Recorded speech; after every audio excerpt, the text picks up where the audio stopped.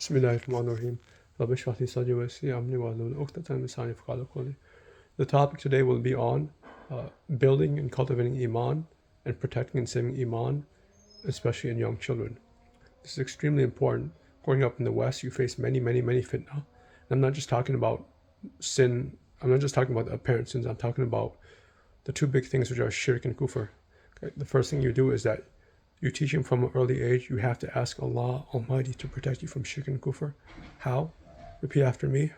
Allahumma inni a'udhu bika min ushrika bika wa ana a'lam bihi wa astaghfiruka liman a'lam bihi. Again.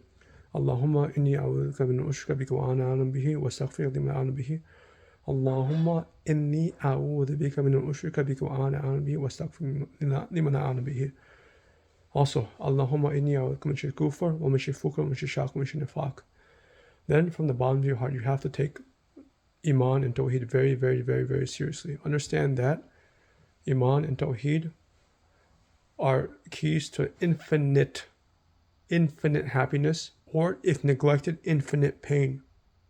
Again, Iman and Tawheed are keys to infinite happiness or infinite pain. And this is a reality of the situation. And there are so many enemies to this. Okay?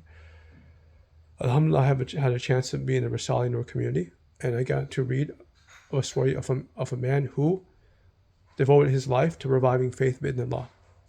Anywho, straight to the point. Okay, from the get-go, the most important knowledge you must teach your child or an adult, or anyone for that matter, is the Asma al-Husna.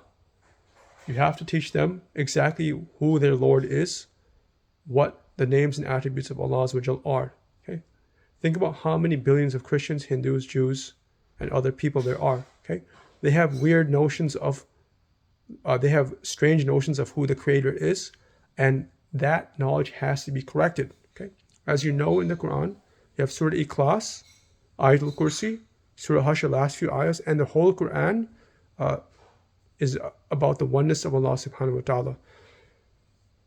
So you have to devote a good portion just to teach them about who their Lord is, through learning about the Asma al-Husna, Ar-Rahman, Ar-Rahim, Al-Malik, Al-Qudus, and take it extremely seriously.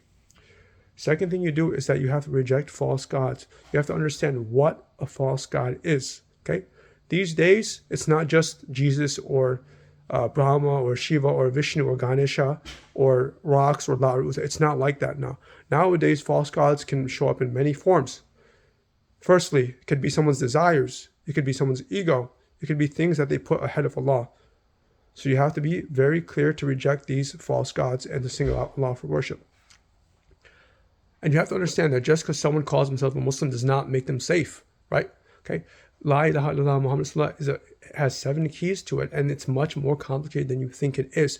Especially if you grow up in the West and you're born here, you will probably be inflicted by all kinds of ideologies and philosophies that are antithetical to Tawheed, and it's important to pinpoint them and take them out of your heart. This has been an ongoing journey for me for decades, okay? And I'm still not sure I'm in the clear, okay? So you have to do your best to understand the ins and outs of Tawheed. There are books on the matter. Look it up online. Connect with people in your local masjid and act accordingly. Second thing to do to build Iman is look at the creation around you, specifically the heavens and the earth, and refer back to Allah Jaal in all matters, okay? You have to understand that nothing in creation can exist without Allah's permission, and that nothing has power of its own. We are all powerless, weak creation that are subject to His will. Okay? Things don't act independently. We are all creation, and we can only operate by His permission. Now you have to believe this strongly in your heart and realize that, and realize this on a deep level. In the meantime, do your best to constantly stay connected to your Creator. Make as much dua as you can. Always turn back to Him for everything. Physical, emotional, spiritual, familial needs. Always turn back to your Creator over and over again. And this is key. You have to teach your child this from a young age, okay? This was neglected in my childhood, and it's caused enormous havoc. I have to go back, unlearn, relearn. And it's not easy. It's not easy. It's better to have that person at 4, 5, 6 really have a good connection with Allah, and to keep that connection dynamic and ongoing. Next thing is you really have to talk about the afterlife on a daily basis. Okay, it's in every single page of the Quran for a reason. Okay, don't be afraid of dying. Don't be attached to this dunya. There are eternal results for our faith and actions on earth. Talk about the beauty of Jannah, specifically the unlimited blessings of Allah. Talk about the pain of Jahannam. Right? So just focus on always building knowledge of Allah subhanahu wa ta'ala in the Aqeedah. This is common knowledge for Muslims, but it has to be done with more seriousness, more severity, more sincerity than any secular subject ever. Jazakallah khair.